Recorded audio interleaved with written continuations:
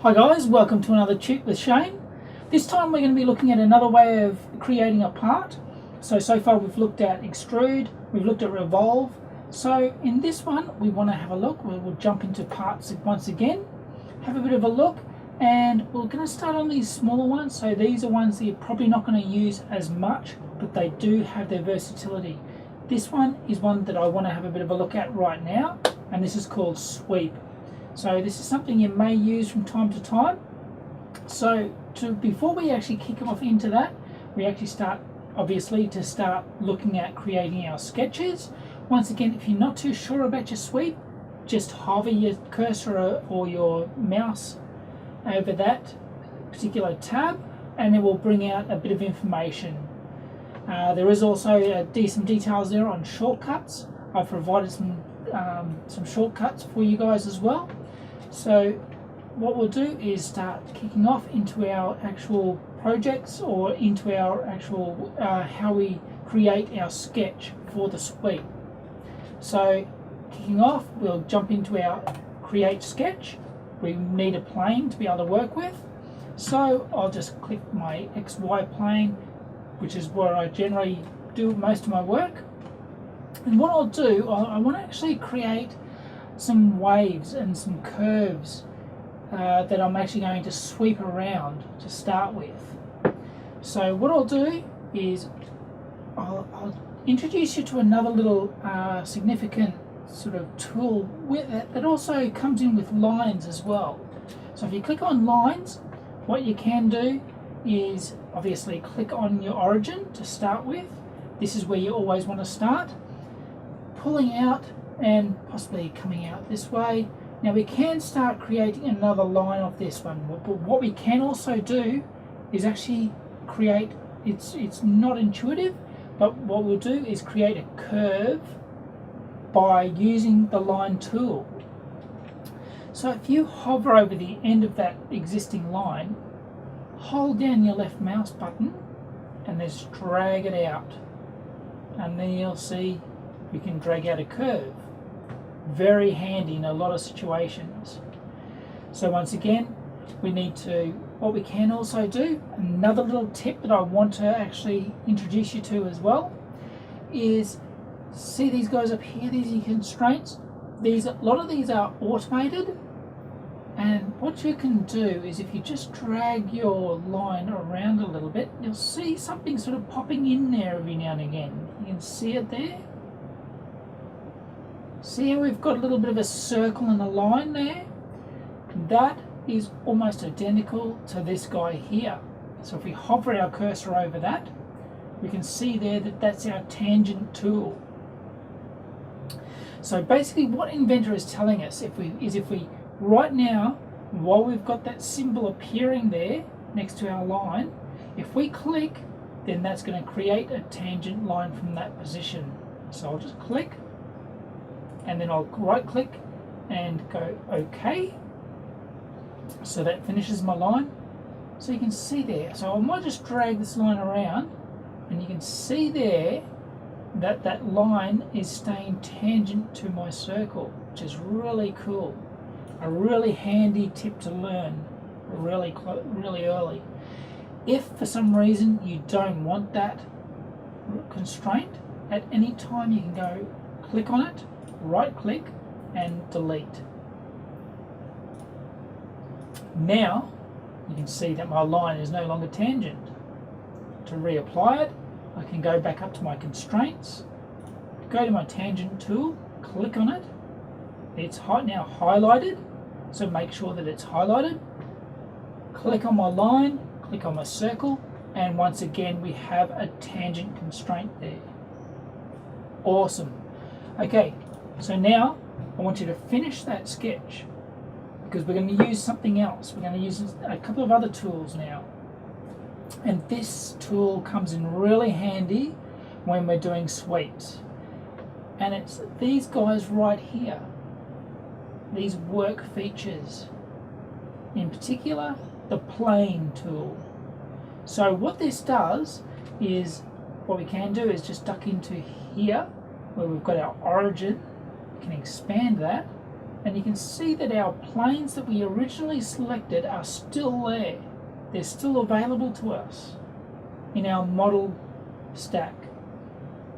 You can see there we've also got some other things that we'll actually go into a little bit later, but mainly these three. But what we can do is actually create our own planes that we can actually start sketching to. So I'll just close that origin because we don't actually want that right now. What we want to do is create our own unique plane, and we want to create it at a tangent or at a 90 degrees in all directions from our line, because we want it to be symmetrical to the end of our line. And we can do that through our plane tool. So if we open that up, we click on the actual plane expansion down the bottom of that symbol there. You can see the down arrow. And we've got all these options. Now we'll go through these a little bit more in detail a bit later. But the main one that I want to look at is this very last one. This is the one that is the key for this application. So we've got our normal to curve at point. Doesn't sound very obvious, but what we can do is actually identify our straight line and then the point that we want it to be at a tangent to. So I can click it there, and now if I revolve around this, have a bit of a look at it in 3D space, you can see that it's perfectly aligned. So even if I go straight again, you can see that my curve is not at a particularly good angle, but you can see that that plane has been set up perfectly to the end of my line. Ideal for the situation. So now we want to set up a second sketch. So this is the first time we're using multiple sketches to produce a particular application. So clicking on my create or start 2D sketch once again, I want to click on my plane because that's where I want to start drawing my 2D sketch. And then I want to actually draw the profile that I want to follow that line or sweep around that line.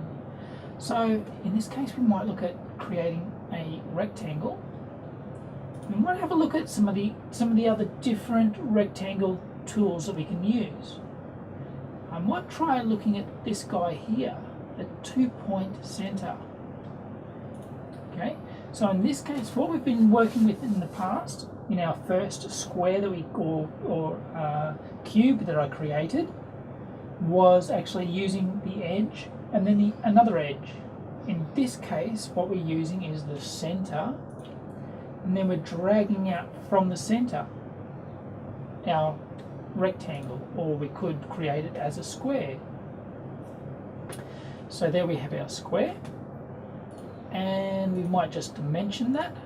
So we'll make this 10 millimeters and 10 millimeters.